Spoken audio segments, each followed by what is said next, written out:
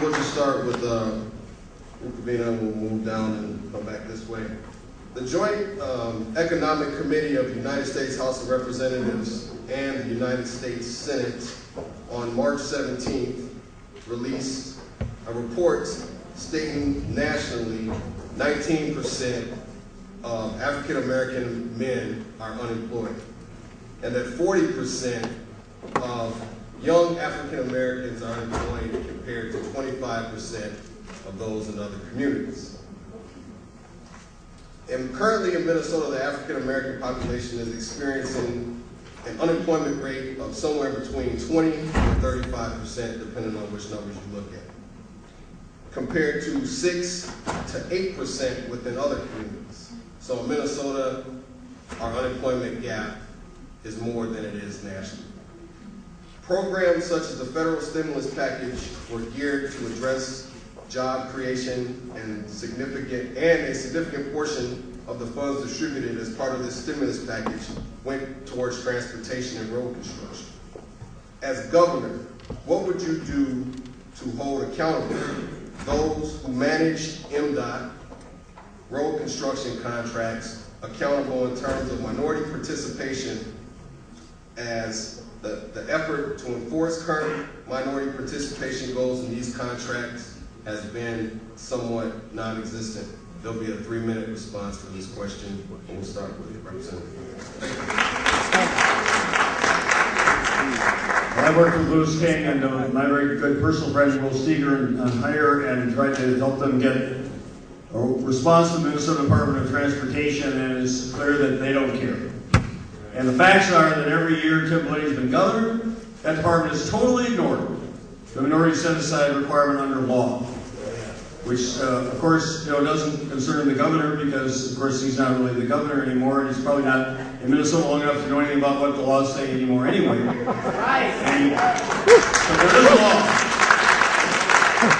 And if I'm governor, I will appoint a commissioner who, this will be a marked contrast to previous practice, is actually qualified for the job, who's a professional, understand from day one. In MnDOT and every other state agency, you follow these laws, you have a responsibility, and not just every MnDOT contract, but every contract of every state agency in Minnesota is going to follow the set-aside law, and we're going to make sure that those jobs go to people of color and minority communities all over the state of Minnesota. You have my promise, you have my guarantee.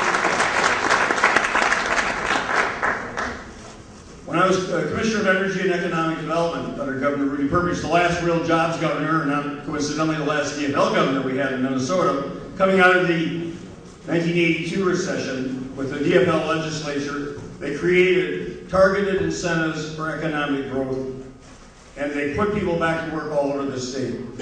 And we set up an economic development authority with African American leadership representation on it. We had labor. We worked together to resolve some of these issues. We required, as Representative Chism said very well, living wage jobs.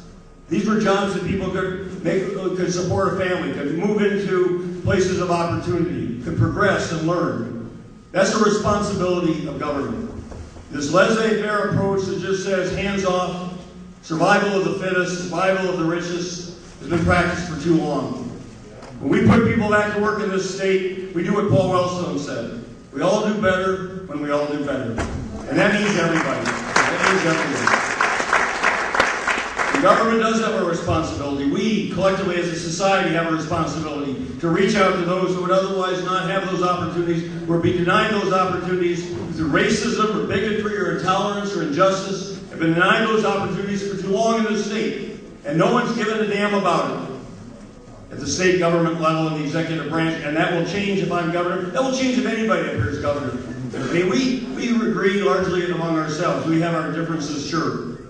But in contrast to what's been going on in this state for the last decade or more, there are governors who just have turned their backs on these moral issues and moral responsibilities, as well as legal requirements. It's shameful. It's disgraceful. And we got candidates now on the other side who are going to continue right down the same path. So we don't have that voice here tonight, but believe me, it's there. And this election is going to matter to the future of all of you and people you care about and to the state of Minnesota.